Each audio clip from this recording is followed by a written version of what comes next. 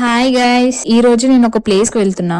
వీడియోనైతే ఎండ్ వరకు చూడండి. మార్నింగ్ ఏం తినలే కదా, ఎలా ఆకలిస్తుంది అని చెప్పేసి నేను బీట్రూట్ క్యారెట్ కట్ చేసుకుని తెచ్చుకున్నా. వెళ్తుంటే ఆకలిస్తుంది అని చెప్పి బోండా టిఫిన్ తీసుకొని తిన్నాం. నేను చేయగానే ఇంకా స్టార్ట్ అయిపోయాం.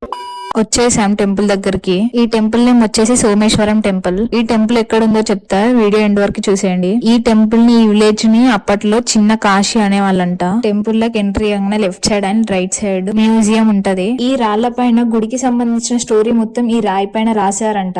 టెంపుల్ లోపలికి వెళ్ళాకనైతే చాలా పీస్ఫుల్ ఉంటది. శివుడిని దర్శనం చేసుకోవాలంటే ఫస్ట్ నందిని దర్శనం చేసేసుకోవాలి కదా. స్వామిని దర్శనం చేసేసుకొని పక్కన ఉన్న చండీశ్వరి అమ్మవారి దగ్గరికి వెళ్ళిపోదాం. ఈ ముడుపులన్నీ కోరుకొని కడతారంట. ఈ గుడి మొత్తం రాయితోటే కట్టారు. ఈ గుడి చుట్టూ మొత్తం శివలింగాలు, నందిలు అవే ఉంటాయి. గుడి పక్కనే సహస్రలింగం ఉంటది. ఆ లింగం కి 1000 లింగాలు ఉంటాయి. ఈ విలేజ్ వచ్చేసి ఆలేరు పక్కన ఉన్న కులన్పాక విలేజ్ లో ఉంది. See you next mini vlog.